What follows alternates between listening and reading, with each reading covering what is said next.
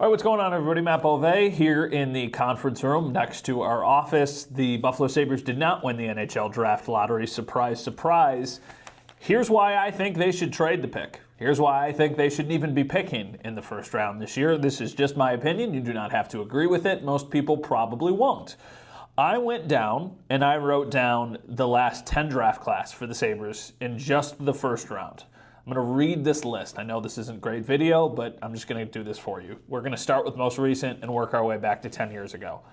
Zach Benson, Yuri Kulich, Noah Ostlund, Matthew Savoy, Owen Power, Isaac Rosén, Jack Quinn, Dylan Cousins, Ryan Johnson, Rasmus Dahlin, Casey Mittelstadt, Alex Nylander, Jack Eichel, Sam Reinhart.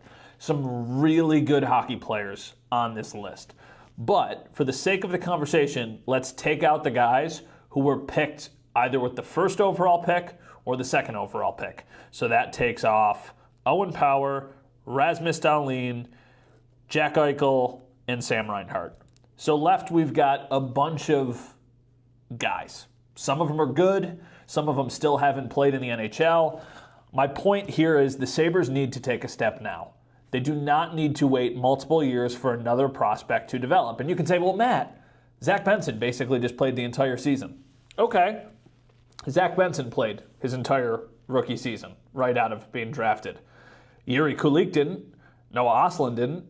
Matthew Savoy didn't. Isaac Rosén didn't. Jack Quinn didn't. Dylan Cousins didn't. Ryan Johnson didn't. Casey Mittelstadt didn't. I mean, he went to college and then joined for the last couple games of the season. And Alex Nylander didn't. It is an outlier what Zach Benson did. Do not let recency bias sway you from realizing whoever the Sabres ultimately pick in the first round will very likely not be on this team for at minimum 2 seasons. The Sabres need to win now. I know that they can't be thinking about the 13-year playoff drought, but eventually you need to make a move to take the next step. The Sabres need help with this roster now, and they've got so many guys that are under contract for the long-term future. They've already got so many prospects. What is wrong with the idea of taking this pick and moving it for a more established player, a guy who's maybe in his mid to late 20s, who you think can come in here and contribute for the next several years? You don't have to worry about the salary cap. The Sabres have cap space. They've got flexibility. They need players that can make them better now, not guys who might make them better in a year or two, because they've already got those guys. Look at this list. Zach Benson, that was a great rookie season. I'm expecting big things from him. Yuri Kulich still hasn't worked out in the National Hockey League. Probably he'll be a good National Hockey League player, but hasn't played a significant amount of time yet. Noah Ostlund, looks good. Do we think that he could translate? I don't know. Matthew Savoy, still waiting on that. Could he play next year? Sure, but I don't know. Isaac Rosén, once again, same thing. Is he more than a bottom 6 forward? Maybe, but I don't know. Jack Quinn looks good. Jack Quinn this year, obviously tough because of the injuries. Dylan Cousins, you would have said was a home run before this season. Now there's questions about Dylan Cousins. I still like the player a lot. I think he'd be a really good second-line center for a long time, but this year certainly concerning. Ryan Johnson, what is Ryan Johnson? Is Ryan Johnson a bottom pair defenseman with the potential to be a middle pair defenseman? And then Casey Mittelstadt, they trade. Alex Nylander took like 6 or 7 years to become an established player in the league. I'm just saying that this player that they take is very likely going to take at minimum a year or two. And with Lindy Ruff as your coach, that is a move that signals that you're ready to win now. That was the messaging when they hired him. This isn't about nostalgia. This is about winning now. Well, if you truly feel that way, then you need to use the best asset you have, which is this first-round pick, and move it for somebody that can help you win now. Because if you draft one of these guys that doesn't help you for a couple of years, then you've still got all of these other prospects that are readily available.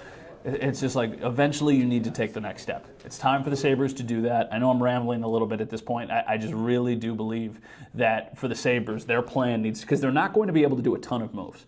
They only have so many spaces that they can fill this summer. They need to make notable moves with the few that they are able to make. This cannot just be about getting a third-line center and a couple new fourth-line wingers and maybe one new defenseman. This cannot be what they did last year, where they bring in Erik Johnson and Connor Clifton and they think that's enough. They can't bet on internal growth. They need to go out and find somebody that can push the guys they already have and can immediately contribute. And the best way of doing that, might be using a draft pick, a first-round pick, and maybe even another prospect and trying to go get somebody. So maybe I'm an outlier. Maybe that I'm on an island here and you think that they should just keep the pick and just add to their draft cupboard of all these prospects that they already have. But, whoever they draft gets added into the mix of Kulik, Ostlund, Savoy, Rosane, Quinn, Cousins, Johnson. You can only have so many guys. You only have so many roster spots. Go get a guy who can immediately help you now. That's what I think.